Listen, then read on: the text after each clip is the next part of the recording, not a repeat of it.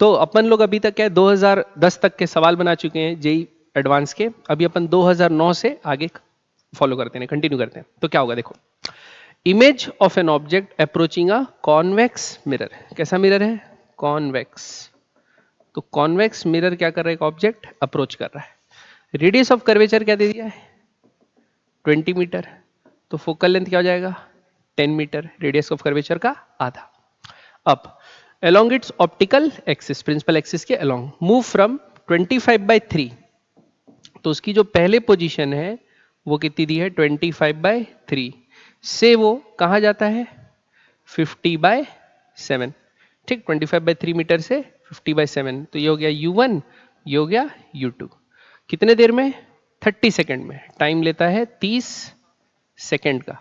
तो हमको ये बताना है what is the speed of object in kilometre per, speed of the object in kilometre per hour. तो यहां पर हम लोग को क्या दे दिया बच्चों कि उसको ऑब्जर्व कर रहे हैं मिरर से। तो ऑप्टिकल एक्सिस मूव फ्रॉम कितना? 25/3 मीटर टू 50/7 मीटर।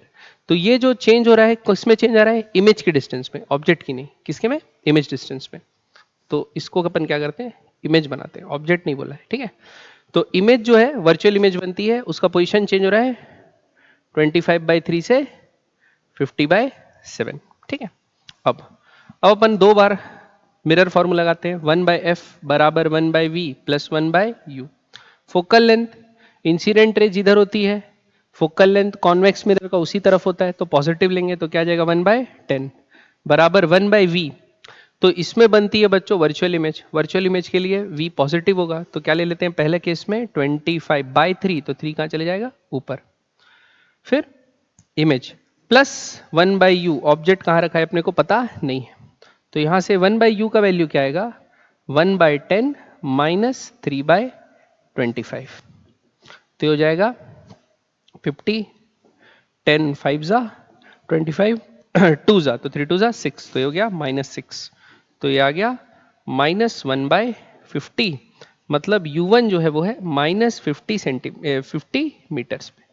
तो अपने को पता चल गया जब इनिशियल पोजीशन ऑब्जेक्ट की क्या है? U1, ये क्या पता चल गया? -50 मीटर्स। अब क्या करते हैं? सेम मिरर फॉर्मूला लगा देते हैं इसी में और निकाल लेते हैं U2 क्या होगा। तो U2 लगा लेते हैं। तो उसके लिए देखो 1 फिर से +10 बराबर 1/v। अब v क्या है? 50/7। तो 50 नीचे 7 ऊपर, v पॉजिटिव लेंगे, वर्चुअल इमेज बनाता है कॉन्वेक्स मिरर हमेशा, प्लस 1/u2। तो यहां से 1/u2 क्या आ जाएगा? 1/u2 आ जाएगा 1/10 माइनस 7/50। तो ये हो जाएगा 50 5 जा तो आया -2/50। तो -2/50 हो गया कितना? U2 का वैल्यू आ गया -25 सेंटीमीटर।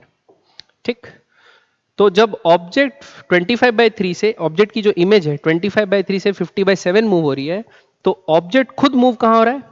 -50 से -25, मतलब डिस्प्लेसमेंट हो रहा है 25 मीटर का। सेंटीमीटर नहीं लिखा, मीटर होगा। 25 मीटर का कितने देर में? 30 सेकेंड में। तो इसकी स्पीड क्या होगी? 25/30 मीटर पर सेकेंड। लेकिन क्वेश्चन में हम लोग को ये निकालने बोला है कि किलोमीटर पर आवर में क्या होगा। तो मीटर पर सेकंड को किलोमीटर पर आवर में कन्वर्ट करने के लिए क्या करेंगे? इनटू 18/5। तो 5 5 जा गया, 6 3 जा 6 5 जा, ये 5 से ये 5 चले गया, तो आंसर क्या आया? 3 किलोमीटर पर आवर। ठीक है, तो ऐसे हम लोग इस सवाल को सॉल्व करेंगे। देखते हैं अगला क्वेश्चन। नेक्स्ट, अगला क्या बोला है? A large glass slab of mu 5/3 of thickness कितना? 8 सेंटीमीटर। तो अपने पास एक बड़ा सा ग्लास स्लैब है जिसकी थिकनेस हम लोग को दे दी है 8 सेंटीमीटर की, और क्या बोला है? Is placed over a point source of light. मतलब यहां नीचे में क्या है? पॉइंट सोर्स है लाइट का। ठीक, अब क्या हो रहा है? On the plane surface, it is seen that light emerges out of the top surface of the slab from a circular area of radius r। तो ये भी क्वेश्चन बच्चों वही है, टोटल इंटरनल रिफ्लेक्शन वाला है कि कोनिकल एरिया जो बनता है यहाँ पर, जितनी लाइट बाहर आती है उससे पावर आवर का भी सवाल आता है, वैसे ही टाइप का है। तो आपको पता है, देखो ये लाइट तो सीधा ऐसे चली जाएगी जो परपेंडिकुलर है, और ये लाइट जो पर्टिकुलर थीटा एंगल पे पड़ रही है वो क्या होगी? Light travelling from glass to air, denser medium to rare medium, away from the normal bend हो जाएगी तो अपने को लाइट दिखेगी। लेकिन अगर कहां पर जाएगी, क्रिटिकल एंगल थीटा सी, तो लाइट क्या हो जाएगी, पैरेलल टू द सरफेस। तो इधर भी थीटा सी पे और इस तरफ भी थीटा सी पे क्या हो जाएगी, पैरेलल। तो आपको जो रेडियस मिलेगा वो यहां से यहां तक का ही मिलेगा। तो ये क्या हो गया, रेडियस आर, जो सर्कुलर आपको एरिया मिल रहा है जहां से लाइट बाहर आ रही है। क्रिटिकल एंगल के बाद तो इंटरनल रिफ्लेक्शन हो जाएगा, तो आर चाहिए। तो यहां से आप क्या लिख सकते हैं, देखो सपोज ये एंगल थीटा सी है तो ये एंगल भी क्या हो गया, थीटा सी हो गया, और हाइट अपने को दिया ही हुआ है। तो हम लोग क्या लिख सकते हैं, tan theta C perpendicular by base r by h। तो यहां से रेडियस आ गया tan theta C into H which is 8 centimetre. अब हमको tan थीटा सी चाहिए, उसके लिए देखो ये जो स्लैब है इसका अपने को रिफ्रैक्टिव इंडेक्स दे दिया है, कितना दे दिया है, 5/3।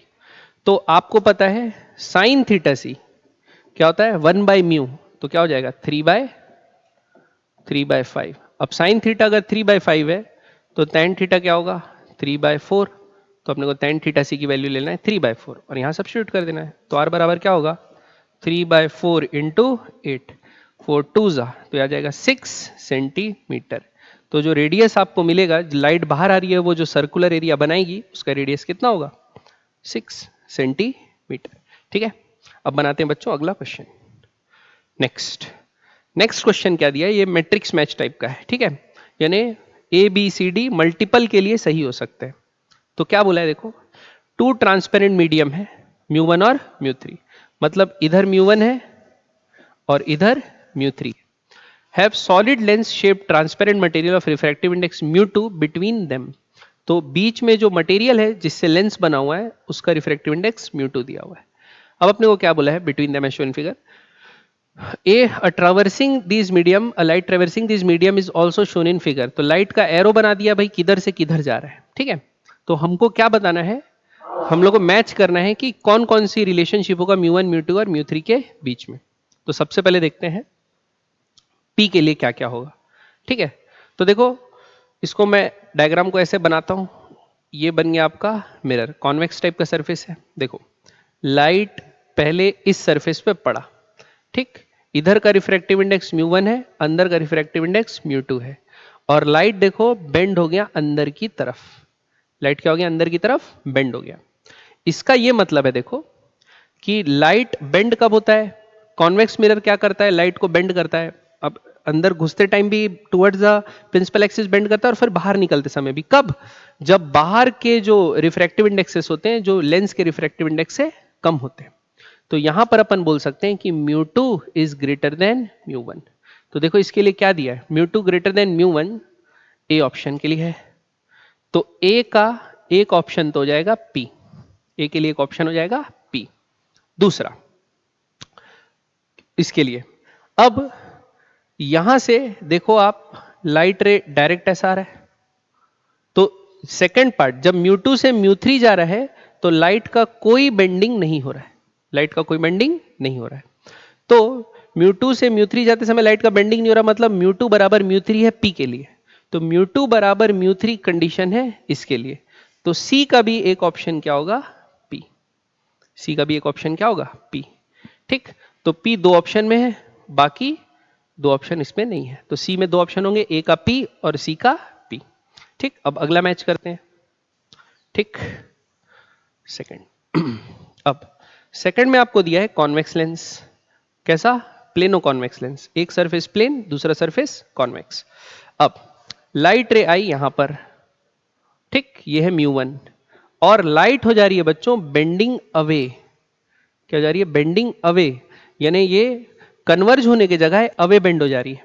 ठीक, तो ये तो अपने नेचर से विपरीत काम कर रहा है ना, तो μ2 अब क्या होगा, छोटा होगा μ1 से, μ2 विल बी लेस देन μ1, ऐसा ऑप्शन है क्या, μ2 विल बी लेस देन μ1 है, तो μ2 लेस देन μ1 है, तो B के लिए ऑप्शन क्या होगा, एक Q तो होगा। ठीक, आ रही बात समझ में। अब μ3 और μ4 का रिलेशनशिप निकालने की कोशिश करते हैं। तो देखो लाइट रे जो सीधा आ रही है वो प्लेन सरफेस से और बेंड हो जा रही है। ठीक, ये हो गया आपका μ3, तो light away from the normal कब बेंड होती है? जब लाइट ट्रेवल करती है डेंस से रेयर के लिए। तो डेंस से रेयर मतलब μ2 बड़ा है μ3 से भी, μ2 इज ग्रेटर देन μ3। तो डी ऑप्शन बी के लिए भी क्या सही होगा? Q मैच कर रहा है। ठीक है, तो ये हो गया क्लियर। तो अपना क्या हो गया? ये दो सिचुएशन को तो बना लिए। अब अगला सिचुएशन देखते हैं, कौन सा? आर। अब सिचुएशन आर के लिए ये दिया है बच्चों आपको कैसा लेंस? Concave lens. ठीक है, ये जनरली इसका नेचर कैसा होता है? डाइवर्जिंग नेचर का होता है। तो देखो पहले आर आया, तो पहले आया बच्चों सीधा, ठीक, μ1 से। फिर क्या हो रहा है? कन्वर्ज नहीं, क्या हो रहा है? देखो डाइवर्ज, डाइवर्ज हो गया। μ2 में क्या हो गया? डाइवर्ज। तो ये तो नॉर्मल लेंस अभी अपना डाइवर्जिंग नेचर ही शो कर रहा है। तो इस केस में क्या होगा? μ2 ग्रेटर देन μ1। तो μ2 ग्रेटर देन μ1 मतलब ए है। तो ए के लिए आर भी सही है। तो ए के लिए क्या सही है? आर। ठीक, दूसरा। इसके बाद ये लाइट रे क्या आया? बिना डिविएट हुए, देखो जैसा पड़ा है वैसे ही सीधा निकल गया, कोई बेंडिंग वेंडिंग नहीं हुआ। मतलब μ2 और μ3 आपस में बराबर है। तो सी ऑप्शन के लिए भी क्या सही है? आर सही है। तो सी का क्या जम गया? आर। फिर ये टेस्ट हो गया। अब इसको टेस्ट करते हैं। ये आपका दिया है प्लेनो कॉनकेव, है ना? तो एक सरफेस प्लेन है और एक सरफेस है कॉनकेव। ठीक, μ1 से आया, ये आया और कन्वर्ज हो गया। पहले क्या हो गया? कन्वर्ज। तो ये तो अपना जो कॉन्वेक्स सॉरी कॉनकेव सरफेस रहता है, ये कन्वर्ज नहीं, ये तो क्या करता है? डाइवर्ज करता है। नेचर के उल्टा काम कर रहा है। नेचर के उल्टा काम कर रहा है मतलब रिफ्रैक्टिव इंडेक्स अंदर का कम है, बाहर का ज्यादा है। तो μ1 ग्रेटर देन μ2, μ1 ग्रेटर देन μ2 है, μ1 ग्रेटर देन μ2। तो बी के लिए आपका ये एस सही है। ठीक, फिर आगे लिखते हैं। अब आगे क्या हो रहा है? ये जब बाहर आ रहा है यहां से, तो ये सीधा जाना चाहिए, तो और away from the normal bend हो जा रहा है। तो light away from the normal कब बेंड होता है? जब डेंसर मीडियम से रेयरर मीडियम में जाता है। तो μ2 बड़ा है μ3 से, μ2 बड़ा है μ3 से, ये ऑप्शन है। तो इसके लिए भी क्या सही है? एस सही है। ठीक, तो ये आ गया।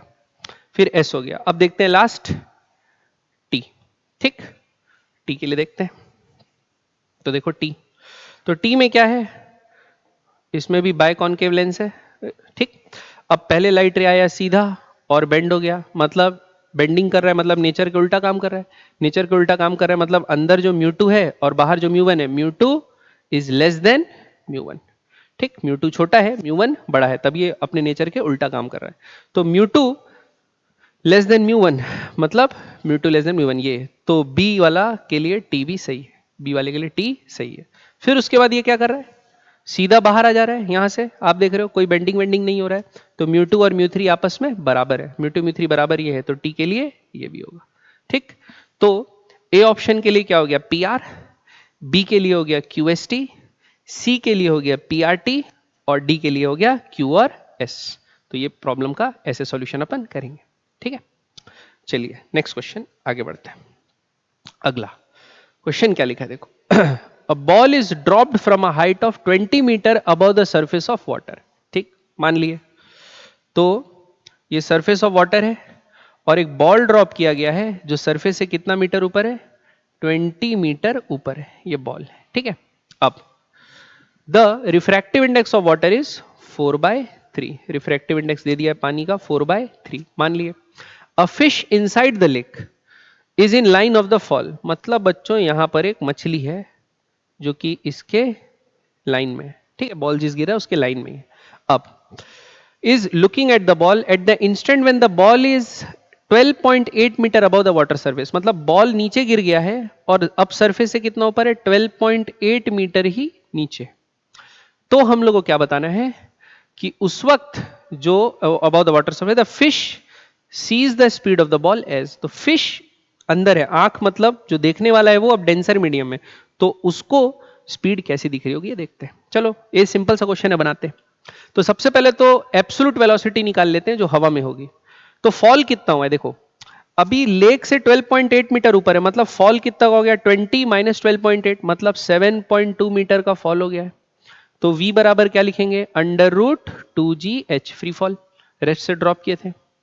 तो आ जाएगा 2 इंटू जी का वैल्यू ऐसा कुछ बोला नहीं है, अपन 10 ले लेते हैं, इंटू 7.2 का अंडर रूट, तो ये आ गया 144, मतलब 12 मीटर पर सेकेंड। यानी इस पोजीशन पे बॉल की वेलोसिटी डाउनवर्ड है 12 मीटर पर सेकेंड। ठीक, अब मान के चलते हैं लेक के सरफेस पे ये रियल डेप्थ है, लेकिन जो फिश को दिखेगी वो बॉल थोड़ा ऊपर दिखेगा एक्स डैश पे एपरेंट डेप्थ पे दिखेगा। जैसे जब हम लोग रेयर मीडियम से डेंस मीडियम में देखते हैं तो क्या दिखता है, जो ऑब्जेक्ट ज्यादा डीप है वो थोड़ा सा ऊपर दिखता है, और जब हम डेंस से रेयर देखते हैं तो जो चीज हमारे जिस हाइट पे उससे और ऊपर हाइट पे दिखती है। ठीक है, और हम लोग ये लिख सकते हैं, देखो एपरेंट डेप्थ बराबर म्यू इंटू रियल डेप्थ, ऐसा भी लिख सकते हैं। तो यहां से बच्चों ये दोनों को डिफरेंशिएट कर दो तो क्या आएगा, डी एक्स डैश बराबर म्यू इंटू डी एक्स।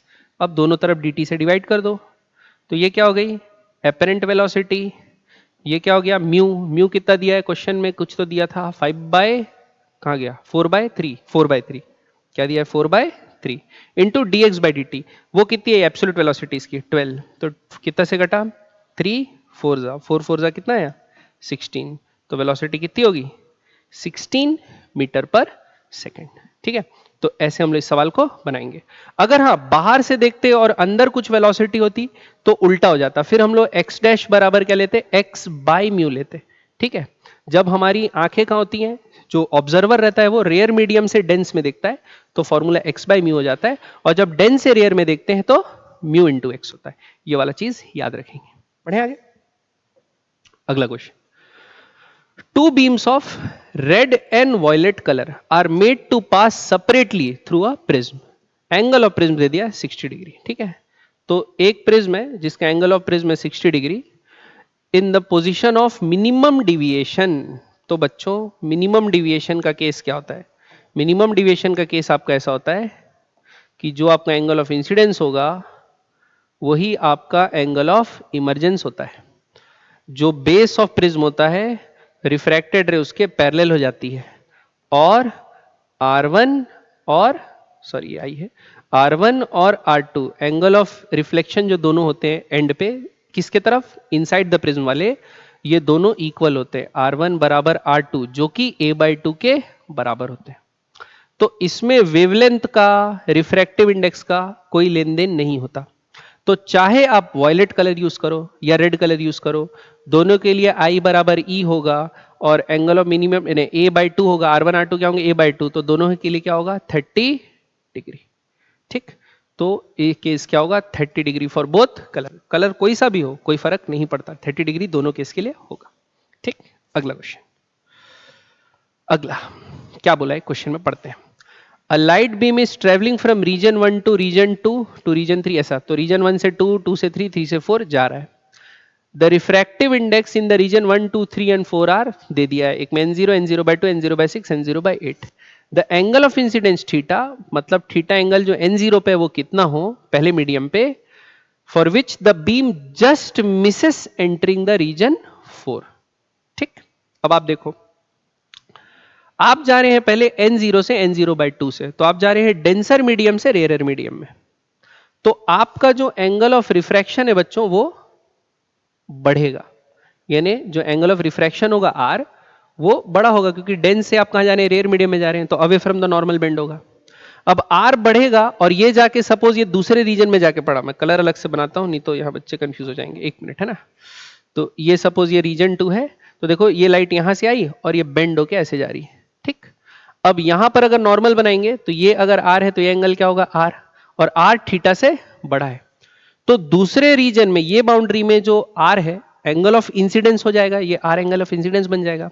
तो वो धीरे धीरे एंगल ऑफ इंसिडेंस बढ़ता जा रहा है कि नहीं बढ़ता जा रहा है, बढ़ता जा रहा है। तो जब 1 से 2 जाएगा तो बढ़ेगा, 2 से 3 जाएगा तो भी बढ़ेगा, क्योंकि ये भी रेयर से डेंस से रेयर जा रहा है। तो फोर्थ पे कब नहीं पहुंचेगा, जब सपोज यहां पर इंसिडेंट इस एंगल पे हो कि ये इसके लिए क्रिटिकल एंगल हो जाए, तो फिर इस रीजन में आने के बजाय वो क्या होगा टोटली इंटरनली रिफ्लेक्ट हो जाएगा, या फिर एक बाउंड्री केस लेते हैं तो अलोंग द सरफेस ग्रेज करते हुए निकल जाएगा। आ रही बात समझ में, तो रीजन 4 में वो एंटर नहीं कर पाएगा जब यहां पर क्रिटिकल एंगल पे इंसिडेंट होगा। ठीक, और ये सब पैरेलल है, ये सब क्या है पैरेलल है। तो पैरेलल है तो हम जानते हैं भाई n sin थीटा क्या होता है, कांस्टेंट। तो हम लोग पहले रीजन और चौथे रीजन के लिए ये वाला चीज निकाल लेते हैं। तो पहले रीजन के लिए क्या लिखेंगे, n0 sin थीटा बराबर चौथे रीजन के लिए क्या लिखेंगे, n0 बाय 6, क्योंकि यहां पर पढ़ रहा है तो क्या होगा n0 बाय 6, चौथे रीजन पे ना पहुंचे तो n0 बाय 6 नहीं लेंगे, n0 बाय 8 लेंगे, n0 बाय 8 नहीं डेंसर मीडियम का लेते हैं ना, तो n0 बाय, सॉरी इसको मिटा रहा हूं, n0 by 6 into sine theta C. ठीक, n0 बाय 6 साइन थीटा सी, क्योंकि थीटा सी इस रीजन में ना, n0 बाय 6 साइन थीटा सी। अब n0 से n0 तो कट गया, तो साइन थीटा बराबर क्या आया, 1 बाय 6 साइन थीटा सी। अब साइन थीटा सी क्या है, critical angle which is 1 by mu.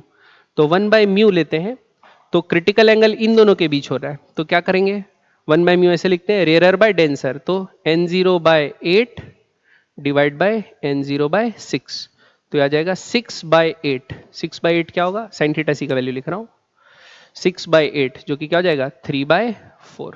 तो यहां पर क्या लिख देंगे 1 बाय 6 इंटू 3 बाय 4, तो ये हो जाएगा 3 2 जा, तो साइन थीटा का जो वैल्यू होगा वो क्या होगा 1 बाय 8। ठीक, 1 बाय 8 क्लियर है।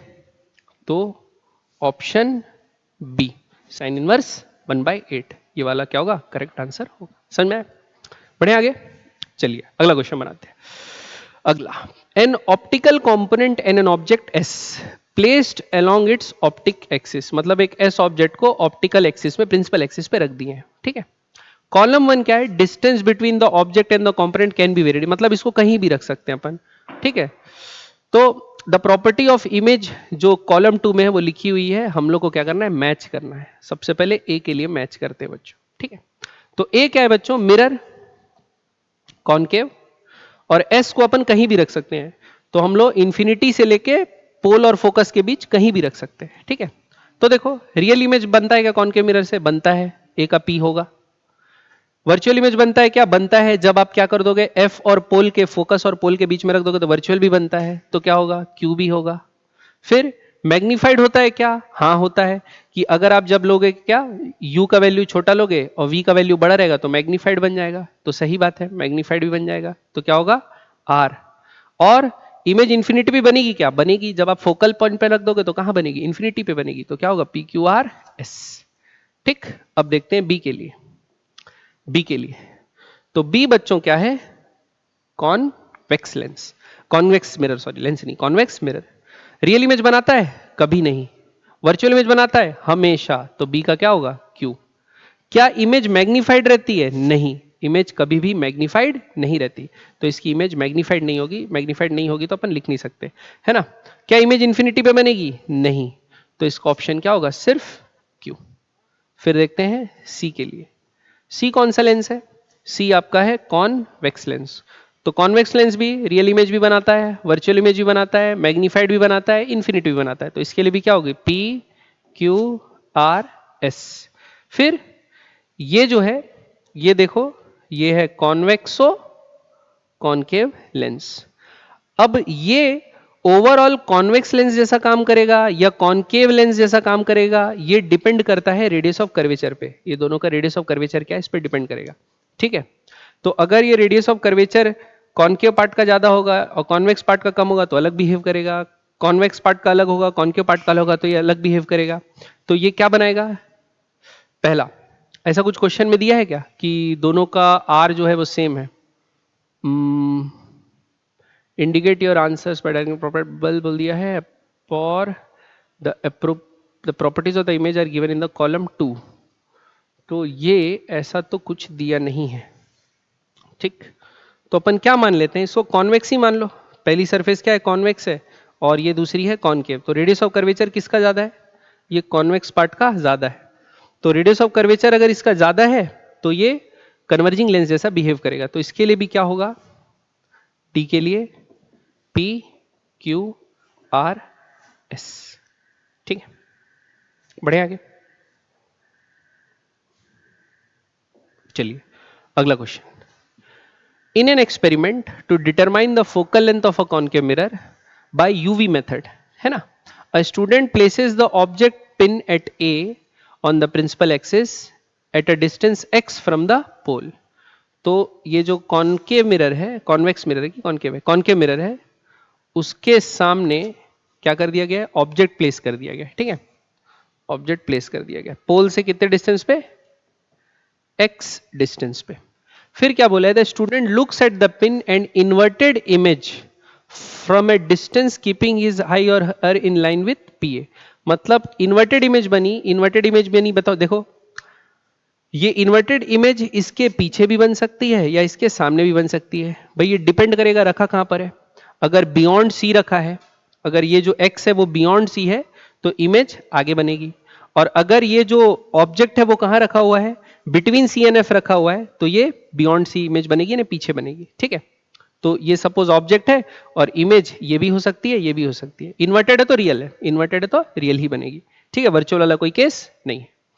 तो अब हमको क्या बोला है, when the student shift his eye towards the left the image appears to the right, ठीक है। मतलब क्या कर रहा है, एक इमेज होगी और ऑब्जेक्ट होगी ऐसा लाइन में, है ना। अगर आदमी कहां जा रहा है, राइट, कहां बोला है, if he shifts his I towards left, left मतलब आई को अपने लेफ्ट पे ले जा रहा हूं, लेफ्ट मेरे लिए इस साइड है तो आई को लेफ्ट में ले जा रहा हूं, तो क्या बोलता है, the image appears to the right. तो इमेज आपको राइट पे दिखती है, ऑब्जेक्ट कहां पर, लेफ्ट पे दिखता है। अब सपोज ये ऑब्जेक्ट है और ये इमेज है, अभी मैं माना हूं कि ऑब्जेक्ट पीछे है, इमेज आगे है, तो अगर मैं लेफ्ट जाता हूं, लेफ्ट, तो क्या हो रहा है, अगर मैं लेफ्ट जा रहा हूं तो ये जो इमेज है वो भी लेफ्ट जा रही है। तो अगर इमेज पीछे होगी और ऑब्जेक्ट आगे होगा तब मैं लेफ्ट जाऊंगा तो इमेज जो है वो राइट जाएगी। तो इसका मतलब बिटवीन सी एन एफ रखा हुआ है, बिटवीन सी एन एफ मतलब ऑप्शन बी। आ रही बात समझ में, तो इसका आंसर होगा option B. Clear, next question आगे बढ़े। अगला, a ray of light traveling in water is incident on its surface open to air। तो वाटर में ट्रेवल कर रही है, किसमें, वाटर में, ओपन टू एयर, और incident on a surface with angle theta, ठीक है, थीटा एंगल से इंसिडेंट हुई, which is less than the critical angle, critical angle से कम है मतलब रिफ्रैक्शन हो रहा होगा, ठीक है, लेकिन राइट डेंस से रेयर जा रही है। अब क्या बोला है, there will be only reflected ray, there no refracted ray, only a refracted ray, no reflected ray, a reflected ray and a refracted ray and the angle between them would be less than 180 minus 2 theta और एक में greater than 180 minus 2 theta। देखो जब भी कोई interface पे light गिरती है तीन चीजें होती हैं, ठीक, ट्रांसमिशन, ट्रांसमिशन का मतलब रिफ्रैक्शन, यानी एक मीडियम से लाइट दूसरे मीडियम से ले जाएगी, रिफ्लेक्शन, कुछ पार्ट ऑफ लाइट पढ़ के वापस रिफ्लेक्ट हो जाएगी, और एब्जॉर्प्शन, ठीक, एब्जॉर्प्शन, कुछ एनर्जी एब्जॉर्ब हो जाएगी, वो सरफेस के जो मॉलिक्यूल से इंटरफेस के वो ले लेंगे। तीन चीजें होती छोती हैं। तो पहले दो ऑप्शन तो गलत है बच्चों, क्योंकि क्रिटिकल एंगल से कम में है तो रिफ्रैक्शन तो होना ही है, और कुछ पार्ट लाइट का रिफ्लेक्ट भी होगा। अब सपोज ये थीटा है तो जो रिफ्लेक्शन होगा वो एंगल क्या होगा, थीटा होगा। तो ये आ गई आपकी रिफ्लेक्टेड रे। अब जो रिफ्रैक्टेड रे जाएगी, सपोज ये नॉर्मल है ऐसा, ठीक, ये इंसिडेंट रे अगर अनडिविएटेड जाती तो सीधा जाती, लेकिन हमारी रिफ्रैक्टेड रे क्या होगा, away from the normal bend हो जाएगी ऐसे, ठीक, ये हो जाएगी, और ये हो जाएगा एंगल ऑफ रिफ्रैक्शन। अब आप खुद सोचो कि ये पूरा एंगल 180 है, ये पूरा एंगल कितना है 180, और ये एंगल कितना है 2 थीटा। तो रिफ्लेक्टेड रे यानी इसमें इंसिडेंट रे अगर सीधा जाती, उसके और इसके बीच में एंगल क्या होता, 180 माइनस 2 थीटा होता। क्या होता, 180 माइनस 2 थीटा। लेकिन हमारा क्या हो रहा है, away from the normal bend हो जा रही है लाइट रे, तो इन दोनों के बीच एंगल जो होगा 180 माइनस 2 थीटा से कम होगा, क्योंकि डेंस से लाइट लेकर जा रही है, तो ये away from the normal bend होगी, तो रिफ्लेक्टेड भी होगी और रिफ्रैक्टेड भी होगी, और angle would be less than 180 minus 2 theta. Clear है। अगला क्वेश्चन आगे बढ़ते हैं बच्चों। अगला है बच्चों स्टेटमेंट, क्या बोला है, the formula connecting U V F for a spherical mirror is valid only for mirror whose size are very small compare to the radius of curvature. तो ये बात सही है बच्चों, क्योंकि हम लोग क्या मानते हैं, ये जो एक्चुअल फॉर्मूला आता है वो पैराबोलिक मिरर के लिए आता है। तो हम लोग क्या मानते थे, एक ऐसा स्पीयर जिसका शुरुआत का पार्ट यानी इसका रेडियस ऑफ कर्वेचर इतना बड़ा है कि इसका जो छोटा सा पार्ट अगर हम लोग लेंगे वो पैराबोला के साथ कोइंसाइड हो जाएगा। तो ये बात सही है, ये बात क्या है, ट्रू। ठीक, ये एजम्पशन था। दूसरा, law of reflection are strictly valid for plane surfaces but not for large spherical surface. तो ये बात सरासर गलत है। सरफेस कैसा भी हो, लॉ ऑफ रिफ्लेक्शन, अब जैसे ये पॉलिश सरफेस से भी लाइट रिफ्लेक्ट हो रही है या दीवार से भी लाइट रिफ्लेक्ट हो रही है, रिफ्लेक्शन होते समय एंगल ऑफ इंसिडेंस हमेशा बराबर होगा एंगल ऑफ रिफ्लेक्शन के, सरफेस कैसा भी हो उस पर डिपेंडेंट नहीं होता। तो ये बात फॉल्स है। तो statement 1 is true, statement 2 is false. ठीक है, अगला क्वेश्चन ये देखिए, the figure shows XY separating two transparent medium, मतलब XY इंटरफेस है बच्चों आपका, ऊपर मीडियम 1 नीचे मीडियम 2। ठीक, हमको ये बोला है the lines AB and CD represent wave fronts. तो AB और CD एक वेव फ्रंट है, वैसे EF और GH भी वेव फ्रंट है। फिर क्या बोला है,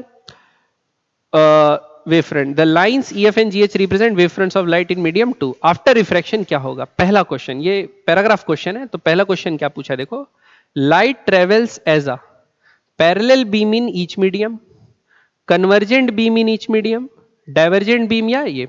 तो आपको पता है बच्चों, लाइट का जो डायरेक्शन होता है वेव फ्रंट के परपेंडिकुलर होता है। तो ये दोनों पैरेलल लाइंस हैं, तो अगर मैं इनके परपेंडिकुलर बनाऊंगा तो वो भी क्या होंगे, पैरेलल। तो ये भी पैरेलल है, तो ये भी, तो इंसिडेंट रे भी कन्वर्जेंट पैरेलल है और रिफ्लेक्टेड रे भी पैरेलल है। तो parallel beam in each medium, option क्या होगा, ए। दूसरा, the phase difference of light CDEF पे ये दे दिया है, इनके बीच में क्या लिखा है, रिलेशनशिप। बच्चों देखते हैं बच्चों रिलेशनशिप।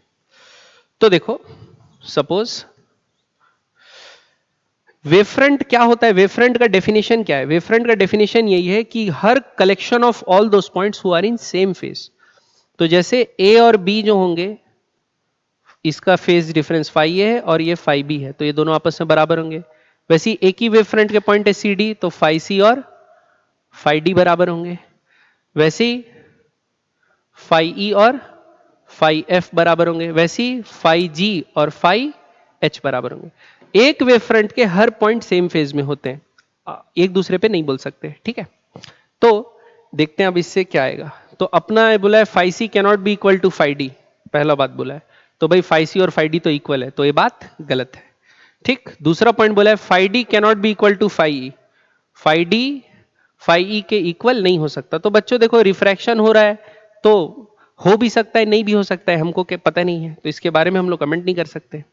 दूसरा, phi D minus phi F is equal to phi C minus phi E. अब देखते हैं अपन क्या क्या लिखे थे यहां पर। देखो, अपन यहां से लिखे थे फाई सी बराबर फाई डी और फाई ई बराबर फाई एफ, इन्हीं के बीच रिलेशनशिप पूछा है, कहां गया, सॉरी, हाँ, फाई सी फाई ई एफ और सी डी। अब क्या करते हैं, दोनों का आपस में माइनस कर लो, तो क्या आएगा, phi C minus phi E बराबर phi D minus phi F. तो ये ही तो रिलेशनशिप शायद दिया है, फाई डी और फाई एफ का डिफरेंस और फाई सी और फाई का डिफरेंस। तो ये बात क्या है, सही, ये बात सही है। तो बच्चों याद रखना कि एक वेव फ्रंट के हर पॉइंट सेम फेज में होंगे। अब सपोज इंटरफेस से उनका रिफ्लेक्शन हो गया, वेव फ्रंट चेंज हो गया, तो अपन कौन सा वेव फ्रंट देख रहे हैं अपने को पता थोड़ी है। तो हो सकता है इसका एक पॉइंट इसका एक दूसरे वाले वेव के वेव फ्रंट से इक्वल हो जाए, फेज में सेम हो जाए। तो डेफिनेटली तो नहीं बोल सकते कि नहीं होगा, हो भी सकता है, नहीं भी हो सकता, लेकिन ये डेफिनेटली बोल सकते हैं कि एक वेव फ्रंट के सारे पॉइंट सेम फेज में होंगे। ठीक, अगला क्वेश्चन, इसी में हमको पूछा है कि स्पीड किसमें ज्यादा है किसमें कम है, स्पीड ऑफ लाइट। तो देखो, डेंसर मीडियम में ज्यादा रहता है, डेंसर मीडियम में स्पीड कम रहता है, रेयर मीडियम में स्पीड ज्यादा रहता है। तब देखते हैं हो क्या रहा है यहां पर। तो देखो, इंसिडेंट रे कैसे बनाएंगे, पैरेलल बनाएंगे, तो ये क्या हो गया, angle of incidence. Angle of refraction बनाएंगे तो हम लोग इसके पैरेलल बनाएंगे। तो देखो, ये इस एंगल से आ रहा है, यानी ये इसके पैरेलल ये लाइन है और ये इसके पैरेलल है। तो आप देखो ये हो गया। तो आप खुद देखो, आई और आर क्या हो गया, छोटा हो गया, आई बड़ा है आर छोटा है। तो टुवर्ड्स द नॉर्मल कब बेंड होता है, टुवर्ड्स द नॉर्मल तब बेंड होता है जब मीडियम 1 रेयर हो और मीडियम 2 जो हो डेंसर हो। तो यहां पर स्पीड कम होगी, यहां पे स्पीड ज्यादा। तो बोला क्या था, द सेम नहीं होगी, लार्जर इन मीडियम 2 नहीं, larger in medium 1 than in medium 2। तो इसका सही ऑप्शन होगा बी। ठीक है, चलिए अगला क्वेश्चन बनाते हैं।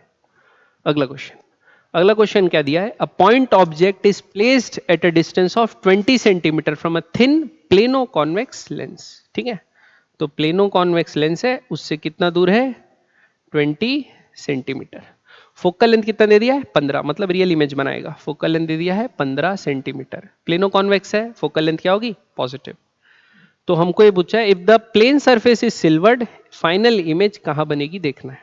तो बच्चों ऐसे केस में अपन क्या करते हैं, देखो पहले तो एक बार रिफ्रैक्शन होगा तो लेंस एक इमेज बनाएगा, फिर जो इमेज लेंस बना रहा है मिरर उसका एक और इमेज बनाएगा, क्योंकि मिरर से वो रिफ्रैक्टेड रे मिरर में जाके रिफ्लेक्ट होंगी, फिर जो मिरर से रिफ्लेक्टेड रे हुई हैं वो वापस से इस प्लेनो कॉन्वेक्स मिरर पे पड़ेंगी, लेंस पे पड़ेंगी, और फिर से एक बार रिफ्रैक्शन होगा। तो 3 बार हम लोग को फॉर्मूला लगाना पड़ेगा। तो पहले हम लोग क्या लगाते हैं, लेंस मेकर फॉर्मूला। तो 1/15 लेंस मेकर नहीं, लेंस फॉर्मूला नॉर्मल वाला, ठीक है। तो 1/f बराबर 1/v माइनस 1/u। तो पहला v कहाँ है अपने को पता नहीं, u क्या है -1/20। तो 20 इंसिडेंट रे इस तरफ जाएगी, उसके ऑपोजिट ले रहे हैं तो इसको प्लस कर देते हैं, -20 लेंगे। तो 1/v क्या आया 1/15 माइनस 1/20। तो 15-20 ये हो गया 60, ठीक है। 13-15 4 जा 23 जा 4 - 3, तो v का वैल्यू क्या आ गया +60। तो इंसिडेंट रे के डायरेक्शन में, मतलब यहां से 60 मीटर दूर बन रहा है इमेज। लेकिन अब ये तो मिरर है ना, ये तो मिरर है, तो मिरर क्या करेगा, ये 60 मीटर दूर, सपोज मिरर के लिए तो वर्चुअल इमेज है ना, तो उससे एक रियल इमेज बना देगा बाहर। तो कहां पे बनाएगा, यहां से इधर, कितने पे 60 सेंटीमीटर इधर। अब देखो जो रिफ्लेक्टेड रे मिरर से आ रही होगी वो अब किससे गुजरेगी, वो गुजरेगी अब इस लेंस से। तो इसके लिए अब ऑब्जेक्ट क्या हो गया, ये 60 सेंटीमीटर वाला, लेकिन यू अब लेंगे +60, क्योंकि मिरर से टकरा के इंसिडेंट रे इस तरफ आएगी, तो ऑप्टिक सेंटर से अपन इसी तरफ नापेंगे, तो यू प्लस लेंगे, फिर से लगाते हैं। तो 1/f, f क्या होगा फिर से, फोकल लेंथ इसका पॉजिटिव होगा, तो 1/15 बराबर 1/v। तो 1/v अपने को पता नहीं है, -1/u, तो अब +60 ले लेंगे, ठीक है। तो माइनस का माइनस ही रहेगा, प्लस चेंज नहीं होगा, अब ये उधर जाएगा। तो 1/v बराबर क्या आएगा 1/15 माइनस माइनस क्या हो गया +1/60। तो 15 और 60 ये क्या हो गया 60, 4 + 1, तो ये आ गया v बराबर 60/5। तो 5 से गया कितना हो गया 12×5 = 60, तो 12 सेंटीमीटर। तो पॉजिटिव आया, मतलब इसके इधर ही बनेगी, तो लेफ्ट में 12 centimetre, 12 centimetre left of A B. तो option C is the correct answer. बच्चों साइन कन्वेंशन का ध्यान देना है यहां पर, है ना, सबके लिए। तो जैसे इंसिडेंट रे का जो डायरेक्शन होता है उसी डायरेक्शन को पॉजिटिव मानना है। तो शुरू में इंसिडेंट रे इधर आ रहा था तो मैं फोकल लेंथ को पॉजिटिव माना और यू को नेगेटिव माना, लेकिन जब मिरर से रिफ्लेक्ट होने के बाद रे आ रहा है, तो मिरर से जो इमेज बना था, नहीं जो लेंस से इमेज बना था 60, वो मिरर के लिए ऑब्जेक्ट का काम करेगा, तो ये 60 का इमेज किधर बनेगा इधर 60। तो जो दोबारा लेंस से रिफ्रैक्शन हो रहा है उसके लिए +60, क्योंकि इंसिडेंट रे अब इधर से इधर जा रहा है तो +60 हो गया। इसलिए हम लोग दोबारा जब लिखा तो क्या लिखा +1/60 लिखा, ठीक है। साइन कन्वेंशन का ध्यान देंगे। अगला क्वेश्चन क्या बोला है, a biconvex lens of focal length f forms a circular image of sun of radius r in the focal plane। बच्चों ये वाला क्वेश्चन क्या है, आपको पता है कि जैसे अगर आपके पास एक कॉन्वेक्स मिरर है, ठीक, तो आप जानते हैं अगर पैरेलल रेज आती हैं तो उसको कहां पे फोकस करता है एफ पे, ठीक।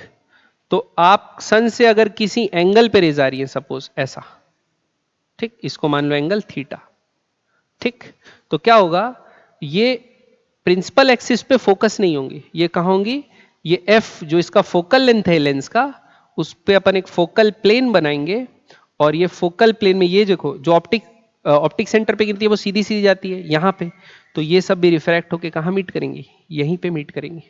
तो इमेज जो बनेगी वो यहाँ बनेगी और उसका जो रेडियस होगा वो क्या होगा, इसके बराबर। ठीक, अब ये क्या है f, ये क्या है थीटा, तो यहां से आप tan थीटा बराबर क्या लिख सकते हो, r बाय एफ। तो r बराबर क्या होता है f tan थीटा, मतलब रेडियस फोकल लेंथ के प्रोपोर्शनल होता है, r is proportional to f। tan theta तो कांस्टेंट है, सन से जो एंगल पे आ रहा है लाइट रे, तो r is proportional to f आया। तो जाहिर सी बात है पाई आर स्क्वायर किसके प्रोपोर्शनल होगा, f स्क्वायर के, तो ऑप्शन बी करेक्ट है। दूसरा, if lower part is covered by black sheet then area of image is equals to pi r square by 2। तो ये गलत है बच्चों, अगर हम लोग लेंस को आधा भी कर देते हैं तो भी जो ऊपर से रेज आ रही है वो तो मीट करके यहीं बनेगी ना, तो इमेज फॉर्मेशन में कोई फर्क नहीं होता, बस इंटेंसिटी में फर्क आ जाता है कि पहले शार्प इमेज बन रही थी अब कम शार्प इमेज बनेगी, इंटेंसिटी जो होगी इमेज की कम हो जाएगी, लेकिन बाकी और चीजों पे फर्क नहीं पड़ता। दूसरा, अगर f को डबल कर देंगे तो इंटेंसिटी इंक्रीज हो जाएगी, नहीं, तो f को अगर आप डबल कर दोगे तो रेडियस पे फर्क पड़ जाएगा बच्चों, लेकिन जितना अपर्चर का साइज आप छेड़छाड़ नहीं कर रहे हो, अपर्चर का जिन्हें जो अपर्चर ऑफ लेंस है उसको छेड़छाड़ नहीं कर रहे हो, तो जितना लाइट रेज वो फोकस कर रहा है अभी भी उतना ही लाइट रेज फोकस करेगा, तो एनर्जी जो एक इंडिविजुअल लाइट रेज के पास है वो तो चेंज नहीं हो रही ना, तो इंटेंसिटी को कोई फर्क नहीं पड़ेगा। तो ये ऑप्शन भी गलत है, इसका सही आंसर क्या होगा, सिर्फ बी। Okay, next question. अगला, graph of position of an image versus object दे दिया है, पॉइंट ऑब्जेक्ट, ठीक है, किसका, कॉन्वेक्स लेंस, कॉन्वेक्स लेंस का दे दिया है। अब हमको क्या निकालना है, फोकल लेंथ निकालना है। तो देखो एक वैल्यू दे दिया है बच्चों, -10 और 10, ये u है और ये v है, फोकल लेंथ निकाल लेते हैं। तो 1/f बराबर क्या होता है, 1/v, कॉन्वेक्स लेंस है, -1/u, तो 1/f बराबर आ जाएगा 1/v का वैल्यू कितना है +10, माइनस माइनस प्लस ले लो तो ये क्या गया 1/10, तो ये हो गया f बराबर 5 सेंटीमीटर। तो देखो या तो ऑप्शन सी है या तो ऑप्शन डी है। अब अपने को एरर निकालना है कितना आ रहा है, तो देखो एरर निकालने के लिए क्या करेंगे, एरर निकालने के लिए एरर एनालिसिस अपन पढ़े, इसको डिफरेंशिएट कर दो तो क्या आएगा, delta F by F square बराबर delta V by V square delta U by U square. अब एरर है तो प्लस और माइनस से कोई मतलब नहीं, एरर हमेशा ऐड होते हैं, क्या लोगे प्लस, एरर हमेशा ऐड होते हैं तो प्लस लोगे। अब ये आ गया तो डेल्टा एफ का वैल्यू कितना आ गया, delta V by V square plus delta U by U square into F square. F का वैल्यू तो पहले से निकाल चुके हैं, तो एफ 5 आया तो ये कितना हो जाएगा 25। दूसरा, यू और वी 10-10 दिया है तो नीचे क्या जाएगा 100 प्लस 100। ठीक, अब ऊपर देखते हैं डेल्टा यू और डेल्टा वी क्या है। तो आप देख रहे हैं ये 31 से 30 के बीच में 1 2 3 4 5 6 7 8 9 10 ग्रेडेशन है, 10 डिवीजन बने हुए हैं, तो इसका जो लीस्ट काउंट होगा वो कितना होगा 1/10। 1/10 मतलब 0.1, तो यहां 1/10 ले लेते हैं तो 1/1000 हो जाएगा, ये भी 1/1000 हो गया। ठीक है, तो ये कितना आ जाएगा 25 बाय यह आ जाएगा इंटू 2/1000, तो आ जाएगा 50/1000, तो यह आ जाएगा 0.05 सेंटीमीटर। तो ऑप्शन कौन सा होगा, सी। तो इसमें एरर 0.05 को F5। ठीक है, तो ये दो क्वेश्चन को मिला के दे दिया एरर एनालिसिस और इसका। क्लियर बच्चों, नेक्स्ट अगला question, a simple telescope use to view distance object, ठीक है, आई पीस और objective lens and the focal length F and F O, ये तो ऑप्टिकल इंस्ट्रूमेंट का क्वेश्चन है बच्चों। क्या बोला है देखो, a intensity of light received by lens किस पे डिपेंड करेगा, ठीक। दूसरा, एंगुलर मैग्निफिकेशन किस किस चीज पे डिपेंड करेगा, लेंथ ऑफ टेलीस्कोप किस चीज पे डिपेंड करेगा, और शार्पनेस ऑफ इमेज किस किस चीज पे डिपेंड करेगी। तो पहला है इंटेंसिटी ऑफ लाइट। तो इंटेंसिटी ऑफ लाइट बच्चों आप जान रहे हैं, अपर्चर जितना ज्यादा रहेगा लाइट उतनी ज्यादा रिसीव करेगा, तो ए का पी तो होगा ही होगा, ठीक। फिर dispersion of lens, dispersion of lens intensity पे डिपेंड करेगा, करेगा, डिस्पर्जन होता है वो भी इंटेंसिटी पे डिपेंड करता है, तो क्या हो गया क्यू। फोकल लेंथ एफ और एफ पे कोई डिपेंडेंस नहीं है, स्पेरिकल एबरेशन पे भी डिपेंडेंस है, तो ए का क्या होगा P Q S.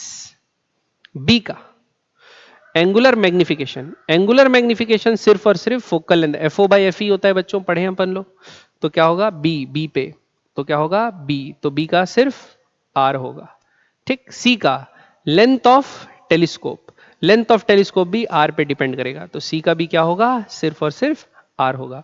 Sharpness of image, तो शार्पनेस ऑफ इमेज भी आर पे, रेडियस ऑफ अपर्चर, डिस्पर्जन और स्पेरिकल एबरेशन, ये तीनों चीज पे डिपेंड करेगी, तो डी का भी क्या होगा पी क्यू एस, तो ये इसका सही मैट्रिक्स मैच होगा।